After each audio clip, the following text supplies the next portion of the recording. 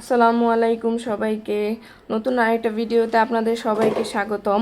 তো আজকে আমি আপনাদেরকে বানিয়ে দেখাবো কিভাবে ক্যারামেল চা তৈরি করতে হয়। তো আমরা মূলত ক্যারামেল চাটা বিভিন্ন রেস্টুরেন্টে বা বিভিন্ন দোকানে গিয়ে খাই। তো আমি আজকে বাসায় বানাই নিলাম কিভাবে ক্যারামেল চাটা বানাইতে হয়। তো দেখতে থাকেন পুরো ভিডিওটা। ফার্স্ট আমি একটা পাত্রের মধ্যে 4 চামচ চিনি নিয়ে নিছি। তো চিনিগুলা আমি ভালো মতো মেল্ট করে নিলাম হালকা একটু পানি দিয়ে। তো মেল্ট হয়ে যাওয়ার পর দেখেন কত সুন্দর একটা ক্যারামেল তৈরি হয়ে গেছে। তো আমি এই ক্যারামেলের মধ্যে দিয়ে দিলাম হাফ লিটার দুধ, যেটা জাল দেওয়া ছিল, মানে ফুল ক্রিম দুধটা, যেটা এখন বাজারের জায়গায় অ্যাভেলেবেল। তো সেটা নিলে ভালো হয় কি, মানে তাড়াতাড়ি আর কি, বেশি জাল দিতে হয় না, তাড়াতাড়ি চাটা তৈরি হয়ে যায়।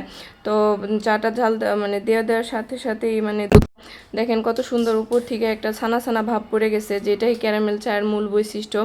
আর এটা খাইতেও অনেক ভালো লাগে, সেম ইসের মতো লাগে, মালাই চায়ের মতো লাগে। তো চা পাতি দিয়ে দিলাম, বেশি চা পাতি দিলে আবার তিতা হয়ে যাবে। এমনিতেই ক্যারামেলটার মধ্যে স্মোকি স্মোকি একটা ভাব আসে, যার কারণে বেশি চা পাতি দিতে হয় না। তো চা পাতি দেওয়া শেষ করে আমি 1 চামচ গুঁড়া দুধ দিয়ে দিলাম।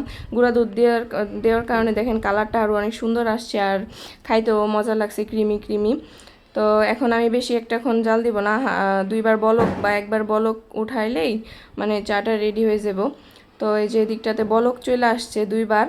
তো আমি এখন চুলাটা নিভাই দিব, যেহেতু আমি বেশি একটাক্ষণ জাল দিব না, কারণ বেশি একটাক্ষণ জাল দিলে বেশি হয়ে যাব চিনির পরিমাণ। অলরেডি চিনিটা মেল্ট করে নেওয়া হয়েছে ক্যারামেল বানিয়ে। তো আমি নামাই নিব এখন। এই যে আমি একটা পাত্রের মধ্যে এখন ঢেলে নিতেছি, পাত্র বলতে একটা কাপের মধ্যে আমি ঢেলে নিতেছি। এই যে উপর থেকে দেখেন কত সুন্দর একটা সর পড়ছে, ওটা আমি ফেলিনি যেহেতু চাপাতি ছিল না। আর এদিকটাতে দেখেন চা আমার রেডি। তো আপনি চাইলে এভাবে পারফেক্ট ক্যারামেল চা ঘরে বানিয়ে নিতে পারেন। তো আজকের মতো বিদায়, আল্লাহ হাফেজ।